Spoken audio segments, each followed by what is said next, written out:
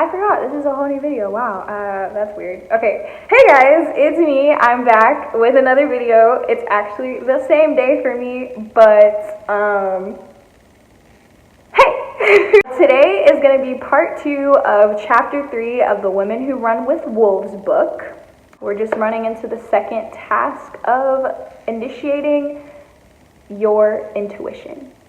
So, if you guys are excited about this video, if you guys are excited about more videos in the Women Who Run with Wolves series, then go ahead and subscribe to my channel because I will be posting videos on this part of the chapter every single day until we're done with this chapter. And also more videos about like more chapters and stuff and more videos period. So definitely subscribe if you're interested and hit the bell so you guys will be notified of the next chapters coming up. Yeah, so I guess let's just get into this thing. So the second task is called Exposing the Crude Shadow. In the book, the little overview says, learning even more mindfully to let go of the overly positive mother, finding that being good, being sweet, and being nice will not cause life to sing. Vasalisa becomes a slave, but it doesn't help. Experiencing directly one's own shadow nature, particularly the exclusionary, jealous, and exploitative aspects of self, the stepmother and stepsisters. Acknowledging these unequivocally, making the best relationship one can with the worst parts of oneself. Letting the pressure build between one who is taught to be and one who really is. Ultimately, working towards letting the old self die and the new intuitive self be born. So obviously this is about the period in the book where Vasalisa's father gets remarried and she becomes kind of like a slave to her stepsisters and stepmother, kind of like a little Cinderella-ish story. Although in this story, the stepmother and the stepsisters actually represent a darker, more petty, and undesirable, not useful side of the inner psyche. They're like shadow elements of the inner psyche. In the book, it says, in this stage of initiation, a woman is harassed by the petty demands of her psyche, which exhort her to comply with whatever anyone wishes. Compliance causes a shocking realization that must be registered by all women. That is, to be ourselves causes us to be exiled by many others, and yet to comply with what others want causes us to be exiled from ourselves. It is a tormenting tension, and it must be borne, but the choice is clear. I'm gonna repeat that because that hit me. To be ourselves causes us to be exiled by many others, and yet to comply with what others want causes us to be exiled from ourselves. Y'all just gonna have to. I think this is an interesting part for me because it like hits home really well for the first time in my life when I left home. When I was 17, I moved off to college. I went to a school in Malibu, California, and it was a Christian college, but it was odd because, I mean, I think this is probably true of all Christian colleges. Like, obviously, the students were crazy. And so honestly, I feel like that whole year was a whole lot of this. I went back and forth of trying to figure out how to not just be compliant with what others want and also have friends and also just not really recognizing that I wasn't fully aware of my intuition and that I hadn't been initiated. And so I can just really recognize that this is a stage that women go through where you just constantly feel like you don't know what's right for your life, so you're just listening to everybody else to figure it out. This was my stage where I called my girlfriends every 2 seconds to figure out every decision that I made. And I think that I was highly led in this period by this deeper inner part of myself, like the stepmothers and the stepsisters, that just felt unworthy and felt unable to like help anybody or do anything, and just unaware of any responsibility to the world, and just not really like knowing what to do. It's just an ugly part of my psyche. It's like a hidden, I shouldn't say ugly, there's no ugly parts of your psyche, but just a shadow part, a part that I don't like to be so out in the open, but that exists within all of us. It says, the stepfamily in the psyche is different from the soul family, for it is of the superego, that aspect of psyche which is structured according to each particular society's expectations, healthy or not, for women. These cultural, that is, superego, overlays and injunctions are not experienced by women as emanating from the soul self-psyche, but are felt as if they come from out there, from some other source which is not innate. The cultural/superego overlays can be very positive or they can be very detrimental. Yes, 100%. The taunts and the pressures of the outside world to Vasalisa causes her undefended soul to effectively be crippled and without any direction from herself. Many of us suffer from this stifling of our own psyche. During or before our initiation process, it causes us paradigms and complexes that we don't even realize we have until much later. For instance, I just realized recently that I have kind of a paradigm about just like sex and this complex about sex. I'll actually share it with you guys. I wasn't expecting to share this with you guys, but basically, I have to be a little careful here because I don't want to divulge anyone's privacy. But when I was a very young girl, a woman very close to me divulged a story of her own past that basically was my first like kind of introduction to sexual violence and the fact that that could happen. I think I was like 11 years old when this happened, and like when she told me the story. And basically my reaction to it, which I've always been ashamed of ever since it happened, I got like very angry at her because immediately I thought that if she had just not wanted it, then she wouldn't be a victim right now. Is that, God, that sounds so terrible coming out of my actual mouth. And absolutely, it's completely victim shaming. I'm saying that this is a wrong point of view. But that was my thought as a child, and I think from that very, very early thought, I came to the conclusion that the way that I would keep myself from ever being in that situation was always being willing and wanting to have that happen, no matter what, like whenever I was with a guy. I don't think he would mind me saying this, but basically in my relationship now, for a long time in our relationship, and like off and on or whatever, we've taken many breaks from having sex for different like emotional and spiritual reasons, and I've found it so beautiful and so necessary because like the more that I talk about it and open up with him about it and like understand it, the more I realize how much of like my reasons for wanting to have sex so long throughout my life never had anything to do with the person that I was like having sex with. Like so often it wasn't about that.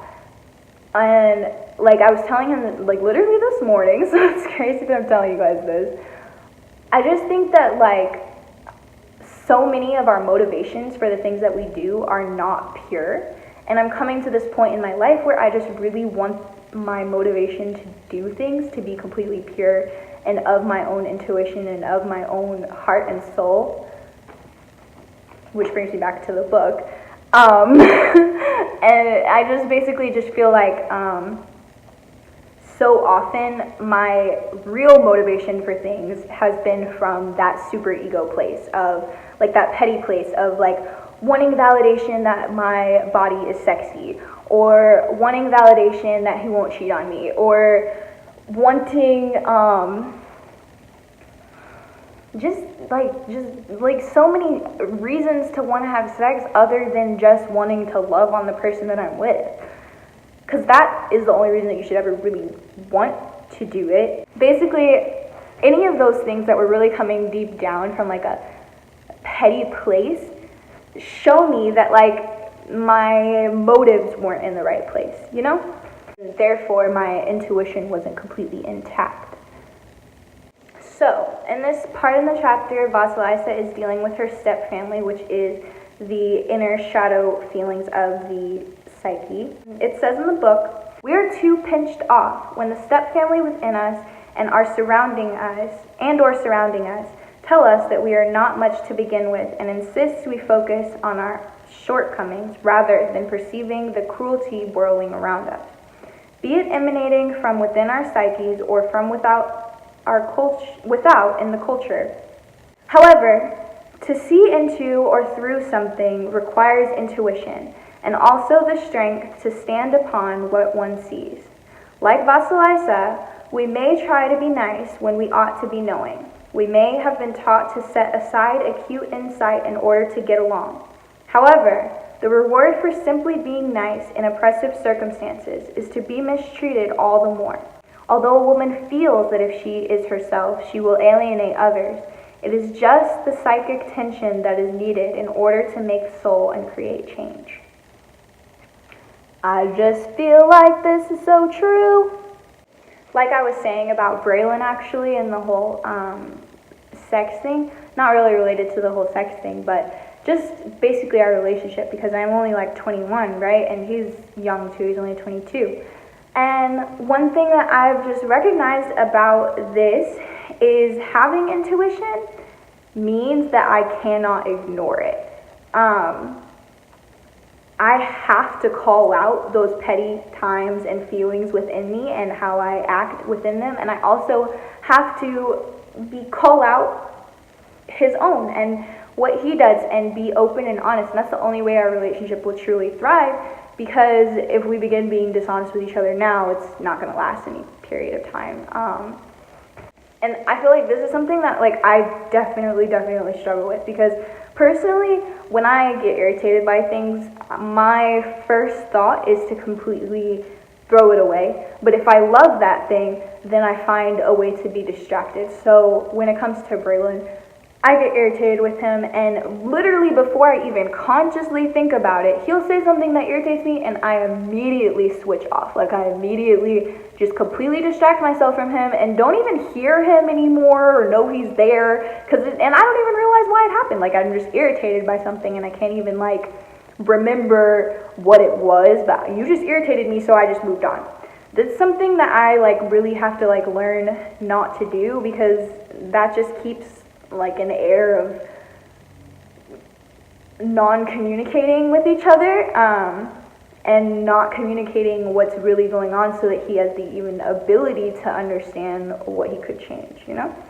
And it's also interesting that the stepmother and the stepsisters were the ones to scheme to get rid of Vasalisa.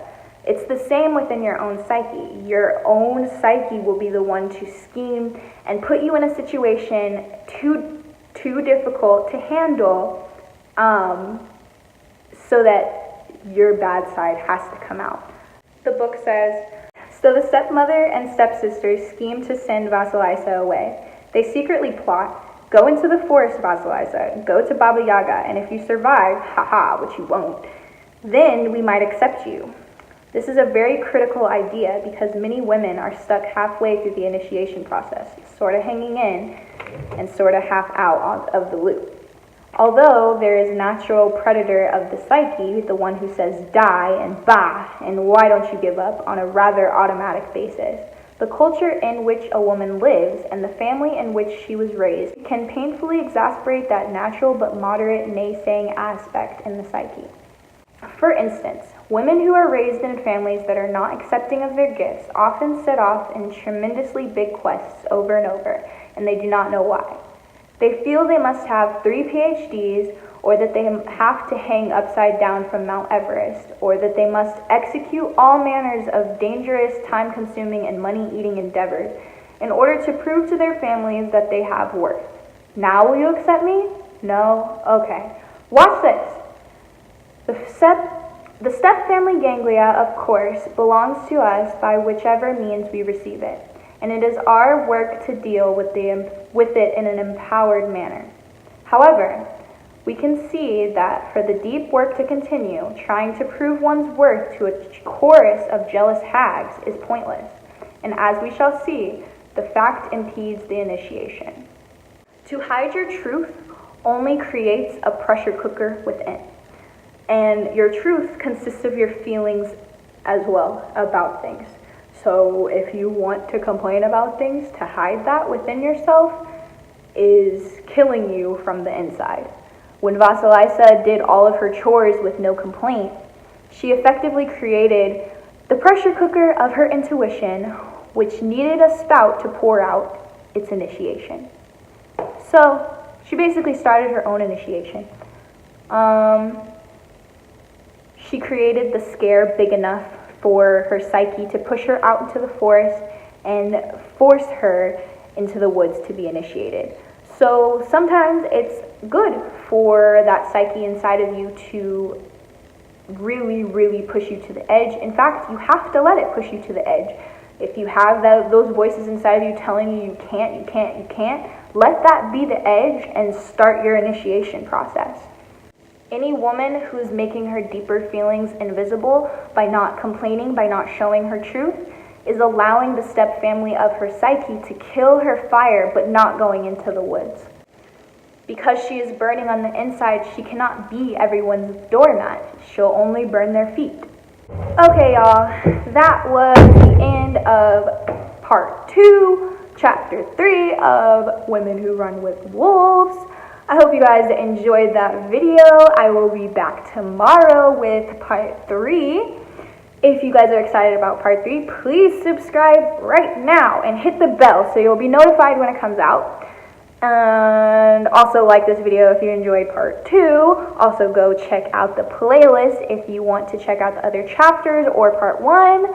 Follow me on all my social media if you're interested in just keeping up with my life and all that. I feel like this video was kind of more personal than usual. I definitely shared a lot of stuff that I actually like to think about and go through. So yeah, I hope you guys enjoyed that. Hope it wasn't too long for you guys. Let me know what you thought in the comments below. I love you so much. Thank you for watching my video. Sincerely, seriously, thank you so much.